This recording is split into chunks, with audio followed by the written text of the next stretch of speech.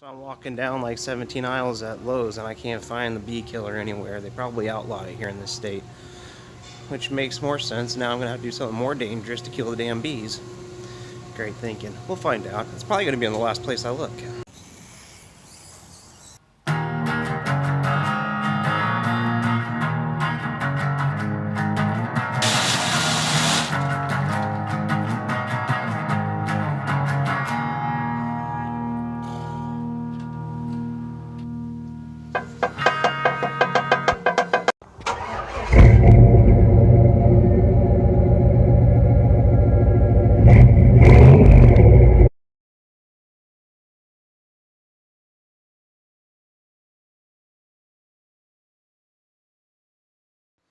Well, what's up, guys? So I got some people wanting an update more on like my fuel lines, how I routed them.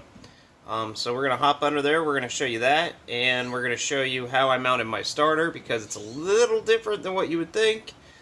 And also an update on the starter mounting the part. If you guys all remember the block that I re-welded back together, it's holding up. Everything seems to be freaking awesome. I'm gonna try to get the best camera shot possible of the starter, but no guarantee of what we can actually see up in there. But when I did 2 weeks ago put the new starter in, everything was just perfect. So they're as good as it's going to be for what it is. Currently right now I've pulled the rear end apart. Just ordered a mini spool for it, so I doubt I'll do a video on that. It's so self-explanatory on how it comes in or goes in. But did find out I do have 411 gearing, or 410, however you want to say it. So that's exciting. I was wondering why this thing was doing like 3,200 RPM at 60 miles an hour. It's just ridiculous. But that's also a contribution to 23-inch tires. So I think it probably dropped down around 2,800, 2,700 with some 28-inch tires on it. I could put the slicks on it that I got. Let me show you those. So I got a set of Mickey Thompsons here. I got those used, so I'm pretty happy about that. But I guess we'll start up with the fuel line routing and how I did it. And I'm not going to be able to include all the part numbers. I can tell you I used 6AN fittings. So your supply line is a 3/8 fuel line adapter. It's a 6AN 3/8 hard line adapter, and then the return is a 5/16. We're going to hop under the truck right now and we're going to show you those. So both of these lines right here they're hard lines. I got the fuel pump, or the fuel filter is right back here. And then your bigger 3/8 line runs around, and it comes into this one, and it comes into this one. These fittings are nearly identical. They're both 45s, except for this one's for a 5/16 and this one's for a 3/8.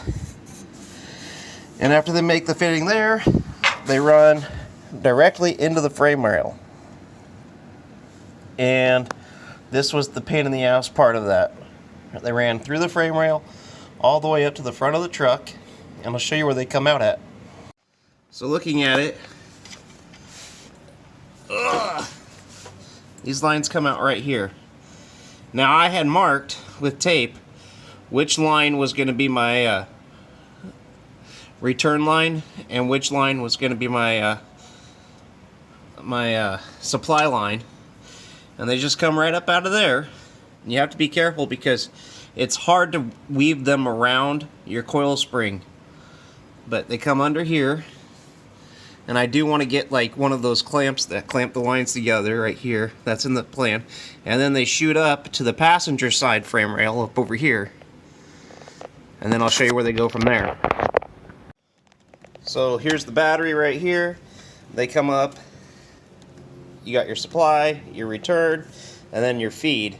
Come up into this. This is a mystery gasket fuel pressure regulator, and it's all with the return style regulator. And then we just got another 6AN fitting right here. I bought all these 6AN fittings plus my fuel pressure gauge off of Amazon, and I think I spent right around 115 bucks, 120 bucks for all the fuel line and the fittings. You could buy like 35 feet of fuel line or something like that, and it comes with like a various assortment of fittings. But The only other ones that you really need are, after you order the regulator, you need the 3/8 fittings. That's 3/8 pipe to 6AN fittings. You need 3 of those. And then I used 1 straight and 2 elbow 6AN fittings. And then another straight, I'll show you over here at the fuel pressure gauge. So right there at the fuel pressure gauge, right there. And then they have an adapter piece that goes from here to this fuel rail. That carburetor has been pretty badass. No, you can't see it. Hold on.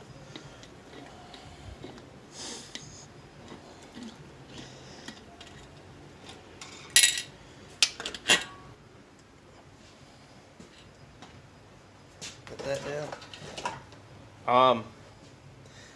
This carburetor is pretty damn simple to work on. And right now my cam is making, because of the cam that I'm running, I'm only making about 8 inches of vacuum. So it's enough to actually run my power brakes. But it's kind of like as I get into it, and then if I let off, and if I get into it again, it's kind of mushy on that second or third push in. So I want to get that resolved. Another thing to note for the people that were asking about the Summit carburetor, there is an actual vacuum port on the back side of this carburetor that you can use for your brake booster. I didn't do that. I didn't even realize it was there. I read further in the instructions after I had everything together, and I'm like, oh shit, there it is. The intake manifold, it's a dual plane air gap. It came from Assault Racing. It was under $200, I want to say, for it, roughly. And yeah, so that worked out really good. I ended up having oil leaks, and I think it was just because I didn't have my crank ventilation system set up right. I now got a valve in here, and I'm running a breather on the other side. The valve's actually going back to the carburetor, so hopefully now that's going to work just fine. It seems like the leaks are minimal. I had one right in the back of the intake manifold, and it was actually leaking down over the oil filter, so I thought the problem was right there, and it wasn't. But had to take it all apart, put it all back together. So right now it's basically ear timed. The reason why it's ear timed is because, well, I'll show you. If you look down in there, you can't even see the crank pulley. I need to be like right about here to get the timing light on it, and you really can't. So looking down in there, you can't. I can't even see in there. This was a cool part that I got. It's on Amazon. It's like 18 bucks. It just replaces your AC pump. The only other modification that I'm doing is the sheet metal work back there on the firewall to repair my heater box. We got some tested tune coming up here in October. I want to get that done for that, and I want to get the mini spool put in. And the only thing is, since I'm not making that great a vacuum with this, I was reading through it. It comes with like a 6.5 power valve, and I might have to go down to like a 4.5 or a 5.5 power valve. So I'm got those on order along with the spool. So other than that, the truck will fire up right now, run great. The only other thing that I'm swapping out to is I bought a cheap tachometer with a shift light in it, because the one that I have and where I mounted it really sucks for when you're trying to go fast. It's way down on the left side of the dash. But I guess the last thing I got to show is the starter. We're going to try to get up under there. I got all my jack stands being used by the Thunderbird right now. Real quick, for any of you that haven't seen inside of a differential, that's an open diff, and that's got 410 gearing in it. It came like that to me. So I was really hoping that this thing had something more special in it, considering you see these, let's see if you can see them, these fancy red U-bolts here, but it doesn't look like it's anything special. And since I'm a cheapskate, it's a lot cheaper to throw in a $50 mini spool than it is to go out and buy a $300 Ford 8.8, but the 8.8 is coming in the future. I just want to make this truck as good as I can for as cheap as I can to go to the track. We got online and did one of those quarter-mile calculator type things with horsepower and stuff, and I don't know, this thing seems pretty damn fast for what it is. Really, I got on it the other day and I spun in first, grabbed second, ran it to about 5,000 RPM, shifted third, and then let out of it, and it was moving. So I'm just out here in the garage having fun. Like I said, I'm into this thing about $5,300. Oh, that's what somebody else wanted, was like a cost breakdown. Can I do that off the top of my head? I don't think I can. I might be able to do that. I got a spreadsheet. Let me go see what I can do real quick. Let's cut right here. So here's what we got. We got the block I bought offline off of Facebook Marketplace. I bought it for $50. That came with pistons, rods, and crank. New set of bearings, new set of rings. We got the heads and valve kit. That was $612. We got the whole gasket kit I bought for $85. Oil pan was $67. The cam and lifters was $296, or almost $300. The oil pump was $92. That's a milling high volume pump. The push rods was $63. The rockers were $116. The guide plates were $48. And they had originally I had guide plates come in that original kit, but I ended up buying comp cams. Guide plates, just because it made the rockers line up with the valves a lot better. We got intake was $200. Carb fuel rail and air cleaner was a kit from Summit, that was $385. Fuel line I put in there and fittings was $125. The headers was $180 off of Jegs. They're all right. Let me put it that way. It makes it kind of tricky to get the spark plugs in. Water pump. I put a new water pump on this just because I could. I had one, but that was $68, cheap enough. The valve covers were $75. I bought those used. The distributor was $56 off of Amazon. The plugs and wires were $156. I used the ceramic spark plugs just because they were so close to the headers. The fuel pressure regulator was $56 off of Amazon. This new starter was $92. I got to get back to that. The engine mounts were $110. The transmission and plus shift kit, the transmission fully built by my transmission guy was $1465, and the used ratchet shifter that I bought was $80. So that's basically everything that's into the truck right now. And then the truck purchase was $1,200. I bought the used slicks. I got them for $200. And then I'm just saying $300 for miscellaneous oil and coolant. I'm sure I lost a couple receipts in there. And then I was able to sell the 4.3 liter V6 for I think $300, and the 4L60E trans that was in the truck, I sold that for $350. So you subtract that all, and my total right now is $55.27 that I've spent on the truck. So I'm $527 over budget. I'm now adding a mini spool to it, so add another $50 to that. So I'm $5,600 into the truck, and it's basically ready to go drag racing. I have no idea what it's going to run. I'll probably knock the tires off of it, swerve a little bit, and do a whole bunch of other stuff and run a 15-second pass my first time. But I'm sure by the third pass, I'll kind of have it settled in. I'll know how hard to stab the throttle and everything. And it should be a good time. I guess the last thing to show is, if I can get under there right now with the rear ass end all the way up in the air, is the starter. So here is my new starter. It's a high torque starter. I guess everything from this angle blocks how the weld's holding up on the starter tab. You can see a little piece of it there. It's still holding though. I'm trying to get the camera up in there. There's just no room in these S10s. Let's see if I can get another angle a little bit. This angle might actually be the best that I can get. But it is just a 2-bolt starter. Get some light in there, maybe from the top side.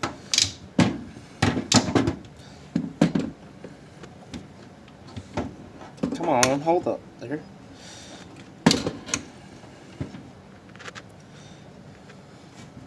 Get my finger in there. So if you remember, I took and built up extra weld right along in here, but all this is fresh weld right in here. And I went and ran it, if you can see it, I ran it up higher. So far, I don't feel any cracking there, and it starts every time. If I didn't have the truck at such a weird angle and changing the oil, I'd start it up just to prove the point. But you're going to see this truck in later videos. But yeah, that's how it is. And if you saw in the last frame, I actually rotated my the starter solenoid down because it was rubbing up in here on the, or it was either rubbing over here where my fingers tapping against, or if I put it at the other angle, it's hitting the block. So there you have it. There's a rundown of my S10. $5,500 can get you to the track. And really, honestly, if you've already got an S10, you consider that money already spent. You can go out and do the same thing. I guess the only other thing that I would say that you might want to do if you had a 4-wheel drive one, you really got to pay attention to what kind of oil pan you run. Anyway, thanks for liking, thanks for watching, thanks for sharing my videos. Maybe you have a friend or somebody that's thinking about getting out into drag racing. Well, hey, they can follow along. If you have any questions or anything else, go ahead, comment down below. I'm happy to answer them. And hey, come October, maybe we'll see you at the track.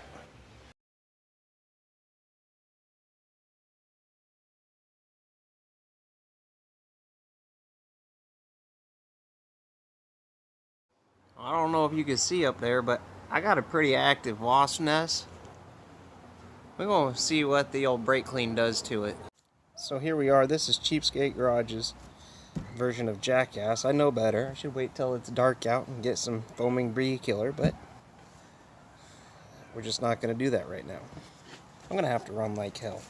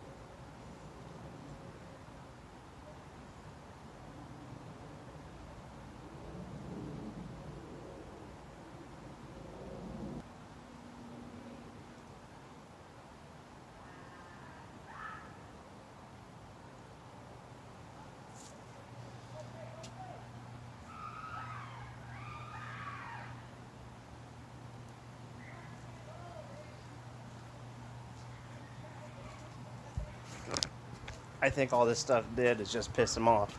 So I'm walking down like 17 aisles at Lowe's and I can't find the bee killer anywhere. They probably outlawed it here in this state, which makes more sense. Now I'm gonna have to do something more dangerous to kill the damn bees. Great thinking. We'll find out. It's probably gonna be in the last place I look.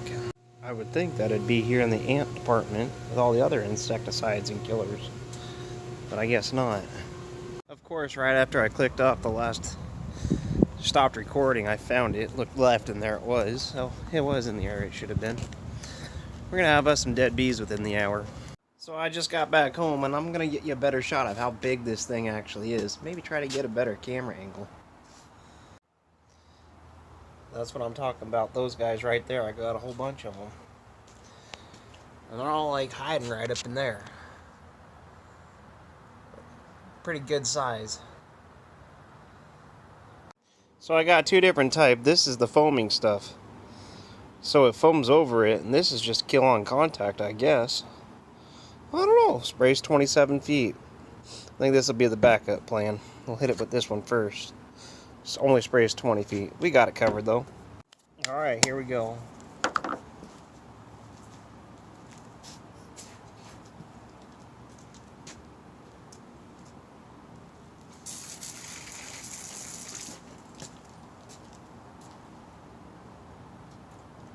Oh, they're falling like rocks. Oh yeah.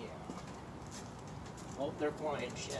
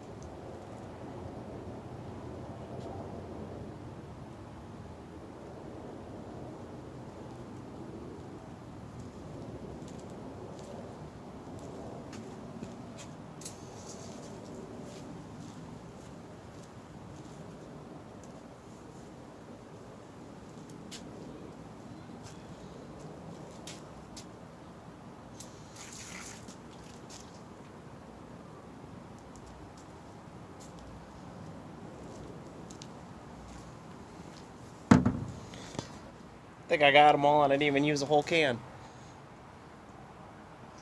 Oh, we got one flying over on my wife's car. I'll show you. Oh, yeah, he's struggling to survive. Took care of him right now. But look at all these guys. They're fucking just sitting all over the ground. Holy mackerel. Holy smokes. There's a whole bunch of them. That bee killer, that black flag is the ticket, I'll tell you what. They are all over the place. Holy smokes. I'm going to sit here and watch it for a few minutes because we got a couple more still flying, trying to figure out what the hell happened to their house. But typically I wouldn't kill bees, but they're just right here. I got a 7-month-old son. We don't know if he's allergic to them or not, so I'm not, his mom's not, so he shouldn't be. But anyway, hey, thanks for watching. Thanks for subscribing. Hopefully you found my bee excursion a little bit entertaining. But you guys have a good night.